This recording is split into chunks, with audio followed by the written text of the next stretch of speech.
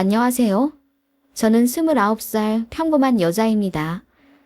결혼하려던 남자와 파혼한 지 이제 3달 정도 되었는데 아직도 충격에서 헤어나오질 못하고 있어요. 제대로 제 인생 말아먹을 뻔했는데 저를 지옥 입구에서 구해준 전 남친 여동생에게 너무나 고마워하고 있고요. 제겐 1년 반 정도 사귄 남자가 있었습니다. 광역시에서 중학생들에게 영어를 가르치는 학원 강사였고 이 지역에서는 알아주는 능력자 선생님이었습니다.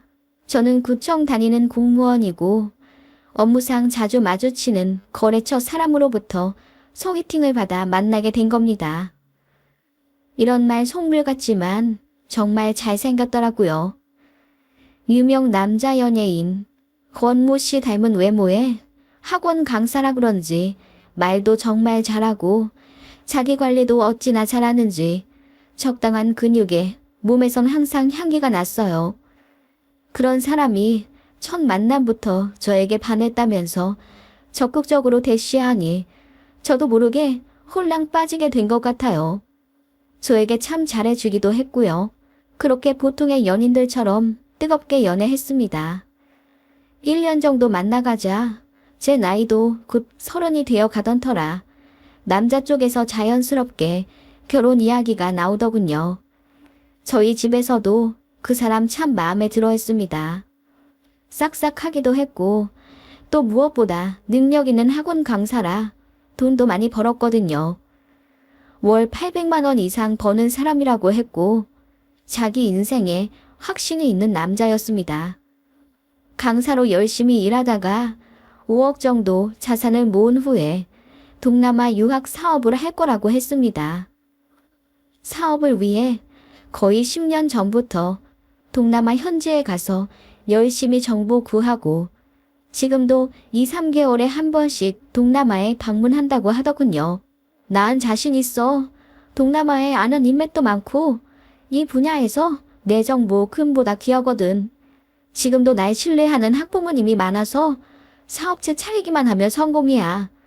서울에 가서 자리만 잡으면 돼. 자기야, 공무원 일하기 싫으면 언제든지 때려치고 나한테 기대도 돼. 나 정말 자신 있어.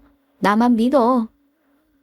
말만으로도 저에게 안정감과 확신을 주던 그 남자를 어떻게 사랑하지 않을 수 있겠어요.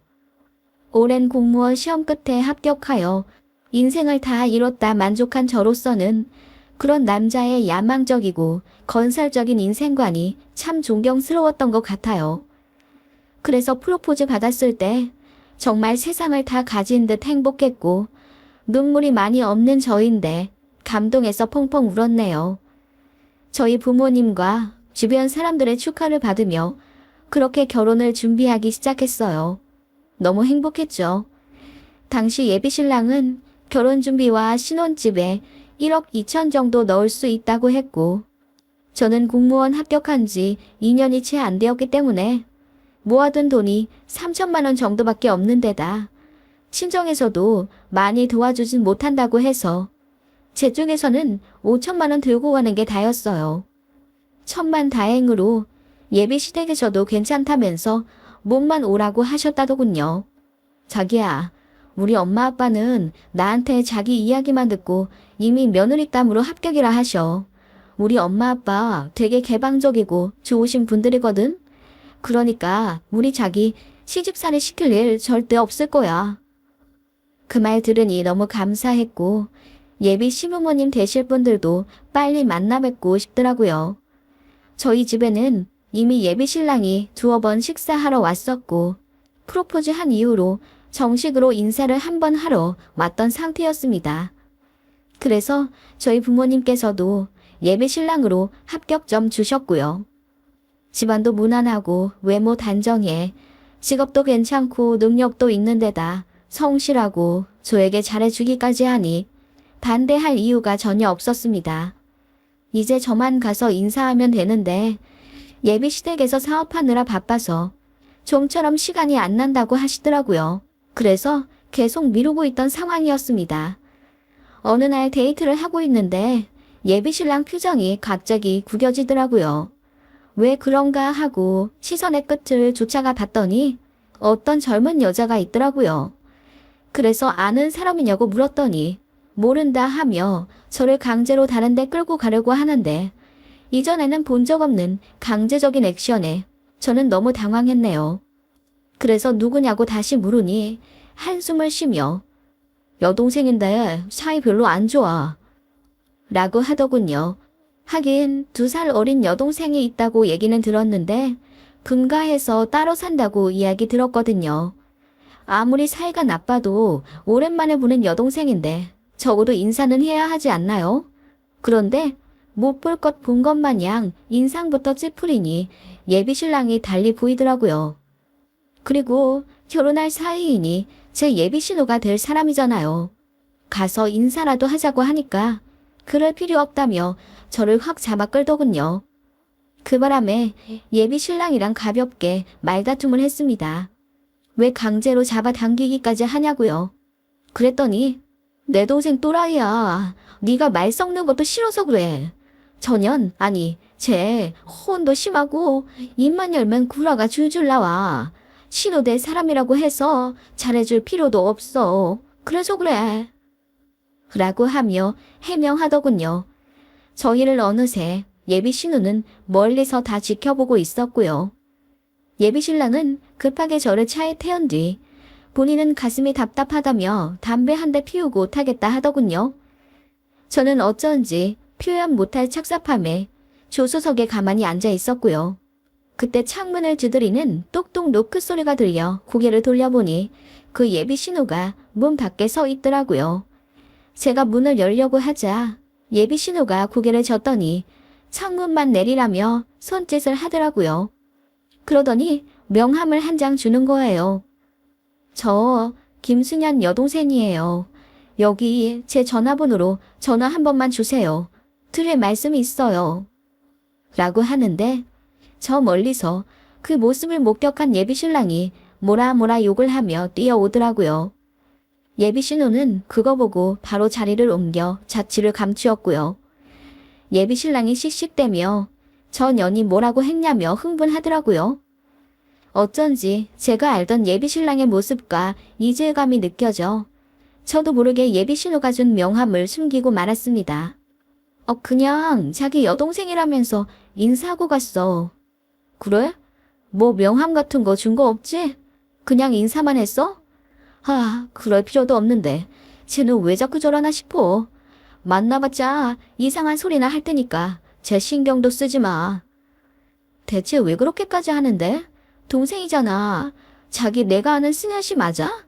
여동생이랑 어느 정도로 심하게 싸웠길래 그렇게 욕까지 하는데. 미안해. 내가 피해를 많이 봐서 그래. 아무튼 쟤랑 엮여서 좋을 거 하나 없어. 그래서 연 끊고 사는 거야. 너한테 도움될 사람 아니야. 나랑 결혼해도 쟤는 신경 쓸 필요 없어. 하며 예비 신랑은 굉장히 예민한 모습을 보이더군요. 솔직히 집집마다 가정사 없는 집 없고 별의별 사정이 다 있잖아요. 그래서 예비 신우가 사고를 많이 친 애물단지 정도 되나 보다 싶었어요. 성실하고 자상한 제 예비 신랑이 욕까지 하며 경계할 사람이면 그럴 만한 이유가 있는 거라고 믿었던 것 같아요. 그렇게 또 하루하루가 지났고 예비 신우에 대한 미스테리한 점은 여전히 남아 있었지만 찝찝함을 많이 하기라도 하듯 예비 신랑도 저에게 더욱 살뜰하게 자라면서 차츰 잊어갔어요. 그리고 예비 시댁에서 드디어 시간이 났다며 식사하러 오라고 하시더군요. 날짜가 잡혔고 그날을 위해 앙금 케이크도 손수 만들고 단정한 원피스도 사는 등 정성을 다해 예비 시댁 만날 준비를 했죠. 그리고 그날 예비 시댁으로 갔습니다. 그냥 평범한 주택가의 2층짜리 집이었어요. 2층은 다른 사람 세주고 예비 시댁은 1층 산다고 하시더라고요.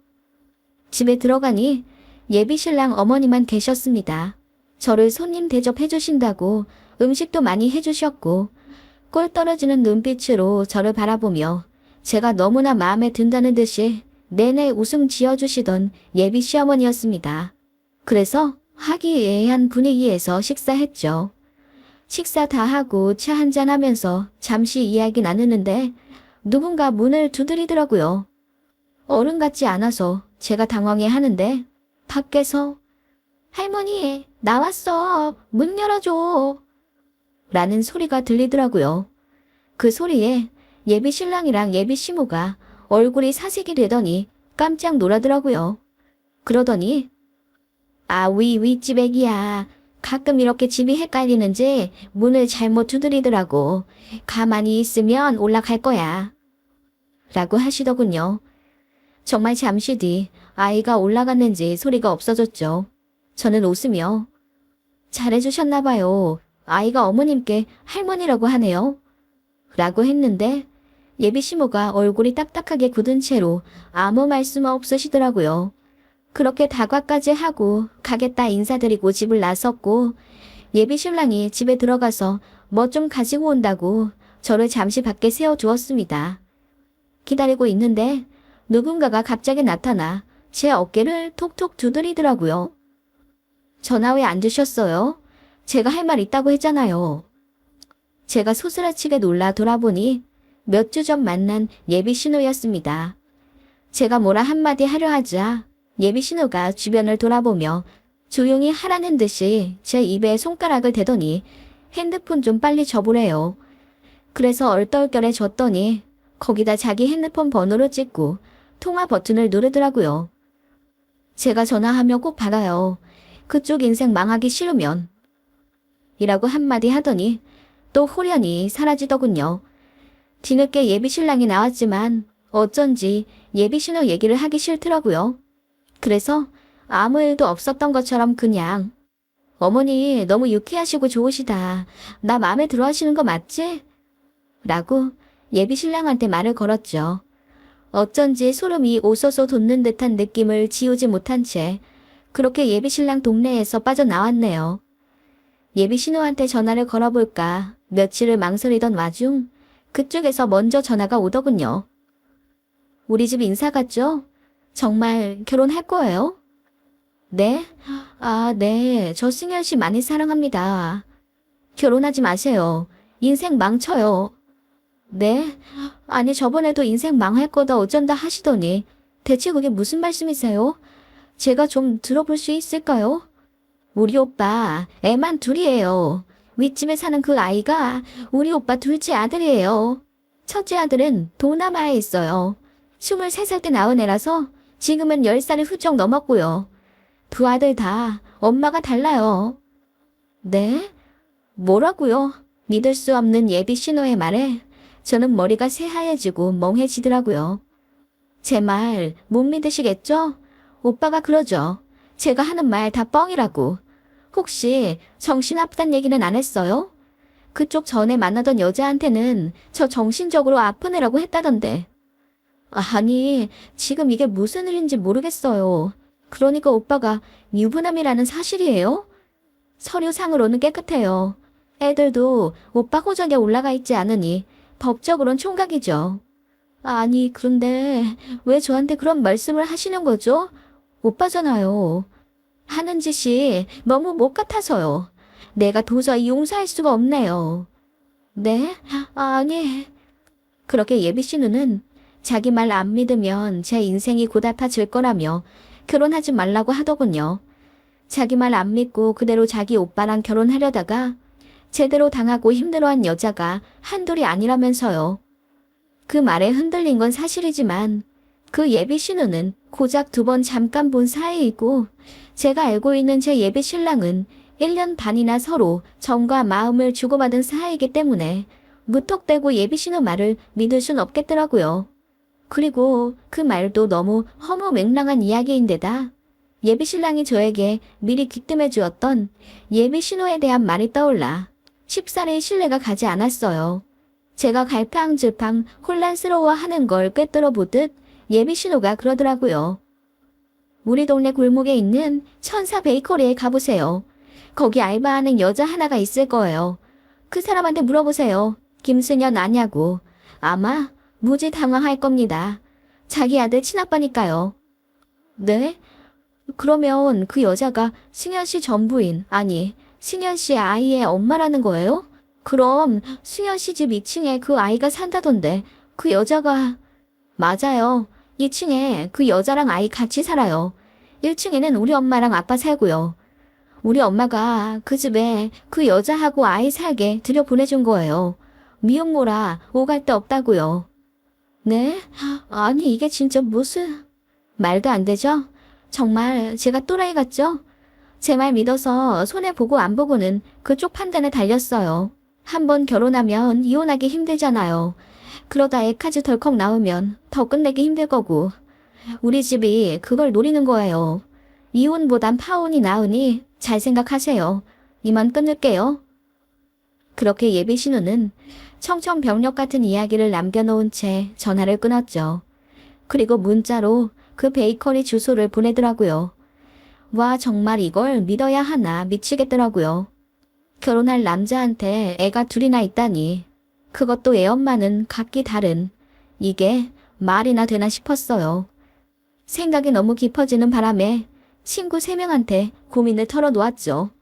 그랬더니 2명은 야, 그 여동생 또라이라면서 승현 오빠 엄청 괜찮은 사람인데 그런 사람이 욕까지 하면서 경계할 정도의 혈육이면 그 동생이 문제 있는 거야.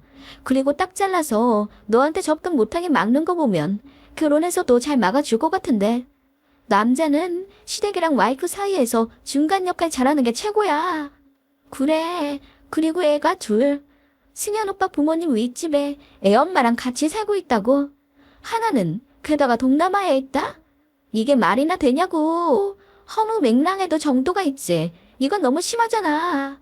혹시 정말 정신적으로 아픈 사람 아니야? 맞아. 너무 이상해. 말도 안 되고. 아마 너희 오빠랑 사이가 엄청 안 좋아서 이간질 하려는 걸 수도 있어. 너 이렇게 말도 안 되는 이야기에 흔들리다 그 오빠 놓친다. 돈도 잘 벌고 잘생기고 너한테 잘하는 보물 같은 남자인데 놓쳐버릴 거야. 두 친구가 맞장구 치며 예비신호가 이상하다는 2표를 던졌지만 다른 친구 1명은 곰곰이 생각해보더니 그런데 그 말이 정말 사실이라면 그 예비신호 말 무시하고 그냥 결혼 덜컥 해버리면 너 그거 다 감당하고 살 수 있어? 너 평생 소갈이 하면서 인생 꼬인 채로 살아가야 하는 거잖아. 믿어서 나쁠 거 없다고 생각하는데? 라고 하더군요. 나머지 2 친구는 그런 말도 안 되는 허언에 흔들리는 것부터가 그 예비 신호의 바람대로 흘러가는 거라며 저더러 정신 차리라고 했고요. 제가 생각해도 그 예비 신호는 너무 이상했고 솔직한 마음으로는 무시하고 싶었습니다. 행복한 결혼만을 꿈꾸고 있었는데 이게 웬 날벼락인가 싶었고요. 그러다 예비시댁에서 주말에 차 한잔 하러 오라고 하시더군요. 아버님이 시간이 났다고 하면서요. 약속된 그날 예비신랑이 저 데리러 온다고 하는데 어쩐지 찜찜해서 따로 간다고 했습니다. 저는 그렇게 제 차를 끌고 예비시댁 동네로 갔고 많이 망설이다 그 천사 베이커리라는 작은 빵집으로 들어갔어요. 웬 나이 많은 아주머니만 계시더라고요. 그래서 그 예비신호가 뻥친 게 맞았구나. 또라이 말 괜히 믿었네 싶어 뒤를 돌아보려던 찰나 키친에서 웬 젊은 여자가 나오더라고요. 예비신호 말대로 그 여자가 알바였습니다. 저는 내심 놀랐지만 아무렇지 않은 척 케이크와 식빵, 단팥빵 등을 고르며 그 여자한테 말을 걸었어요. 이 빵집은 처음인데 맛있나요? 네, 맛있어요. 제가 여기서 5년째 일하는데 손님분들 다 만족하고 가세요. 네, 그렇군요. 그런데 혹시요, 김승현이라는 사람 아세요? 예비신호가 시킨 대로 제가 제 남친 이름을 댔더니 그 여자 얼굴이 사색이 되면서 손에 들고 있던 비닐 봉투까지 놓치더군요. 네. 왜 그러시죠? 아세요? 아는 분이세요? 사실 제가 결혼할 남자거든요. 그쪽한테 제 남친 이름 대면 아마 알 거라고 하길래. 누가요? 승현 씨 여동생이죠? 그 여자 말 들을 거 없어요. 그 여자는 갑자기 화를 버럭 내더니 키친으로 들어가 버리더라고요. 그 바람에 당황한 사장님이 대신 계산을 해주었고 저는 어안이 벙벙한 상태로 가게 밖을 나왔습니다. 이건 뭔가 이상해도 한참 이상하더군요. 그렇게 예비시댁으로 들어가니 남친과 예비 시부모님까지 저를 환하게 맞아주시더군요. 제가 애써 웃으며 집 앞에 빵집이 있길래 케이크 좀 사왔어요. 맛있게 드세요. 라고 했더니 예비 시모가 봉투에 적힌 천사 베이커리 글자를 보고 흠칫 놀라시더군요. 전 그걸 놓칠 수 없었죠. 왜요? 잘 아시는 빵집이에요? 아니, 그래. 종종 사먹는 곳이지. 고마워요. 어서 와요. 라며 굉장히 당황해 하시더군요. 예비 시모뿐만 아니라 온 가족이 전부 다요. 이상하다 싶어 한참 말을 아끼다 제가 드디어 입을 열었습니다. 그런데 그 여자분이 신현 씨를 알던데요? 라고 했더니 모두 얼굴이 사색이 되며 서로를 쳐다보시더군요. 뭐? 그 여자가 나를 알아? 그게 무슨 말이야? 내가 이 집 인사 온 거라고 했더니 자기 아는 사람이라면서 그 여자가 먼저 반갑게 이야기해주던데? 자기 아들이랑 어머님 아버님이랑도 친하다면서 그리고 자기랑도 친하다고 그 여자가 막 신나서 얘기하던데? 예비시댁이 어떻게 나오나 싶어 거짓말 좀 해봤습니다. 사실 모든 걸 던진 모험이자 미끼였죠. 그랬더니 그 세 사람 모두 얼굴이 붉으락 푸르락대며 그 여자가 저에게 먼저 아는 척을 했다는 것에 분노한 듯 막 어쩔 줄을 몰라 하시더라고요. 걔가 진짜 그랬단 말이야. 쫓겨나고 싶어 정신이 나갔네. 그거 보니 뭔가 분명히 있다 싶더라고요. 그래서 저도 계속 거짓말을 해나갔죠. 사실 저 그 빵집 알바하는 여자한테 다 듣고 왔어요. 그 얘기 사실이에요? 윗집 사는 아이가 승현 씨의 아들이라는 거? 뭐? 아니, 그 여자를 믿을 필요 없어. 그 여자 정신 나간 여자야. 입만 열면 다 뻥이라고. 자기 주변엔 이상한 여자들이 참 많네. 자기 여동생도 그렇고 부모님 윗집에 사는 여자도 그렇고. 제가 싸늘하게 한마디 했더니 일동 침묵하더군요. 난 그 윗집 아이를 좀 봐야겠는데? 승현 씨 닮았는지 안 닮았는지 얼굴 보면 알겠지. 말도 안 되는 소리를 하고 있어. 너나 못 믿냐? 정신 나간 애들이 하는 이상한 말이나 믿고 1년 반을 사귄 난 못 믿어. 나한테 무슨 애들이 있다고 그래. 나 애들 없어. 청각이라고. 애들? 그게 무슨 말이야? 나는 윗집 아이만 말한 건데. 애들이라니. 애가 하나 더 있다는 거야. 어디에 있는데? 혹시 동남아? 제 말에 예비신랑 얼굴이 사색이 되며 동공마저 영혼이 나가더라고요. 예비신랑 말이 맞았다는 게 비로소 판명이 난 거죠. 제가 소리를 지르며 어디서 사기를 치려고 했냐며 다과상을 엎어버리니 예비신랑이 무릎을 꿇으며 한 번만 이야기 들어달라고 하더군요. 그래서 네 얘기 들을 바에 네 여동생 얘기를 듣는 게 낫겠다고 하니 눈물을 짜내며 저를 막더군요. 뿌리치고 밖으로 뛰쳐나왔습니다. 그리고 남친 여동생에게 전화를 걸어 흥분 상태로 모든 걸 알려달라고 했죠. 이윽고 충격적인 진실을 알게 되었습니다. 예비신랑, 아니 남친놈이 20대 초반에 동남아에 놀러 갔다가 거기서 현지 여자와 사귀었다고 하더라고요. 그런데 덜컥 아이가 생겨버렸다더군요. 깜짝 놀란 남친은 그대로 한국으로 도망쳐 왔고요. 그 외국인 여자친구는 제 남친만 기다리다 아이를 낳았다고 했고 마음이 약해진 남친이 다시 동남아로 건너가 호적에는 못 올리지만 1년에 서너 번 와서 아빠 노릇하겠다고 약속한 모양이더라고요. 그래서 한 달에 30만 원 정도씩 동남아에 꾸준히 돈 보내고 있던 와중 한국에서 또 다른 사고를 친 겁니다. 한 여자를 임신시켰는데 결혼하겠다고 사탕발림 해놓고는 여자가 아이 낳자마자 제 남친이 갑자기 또 잠수를 탔다더군요.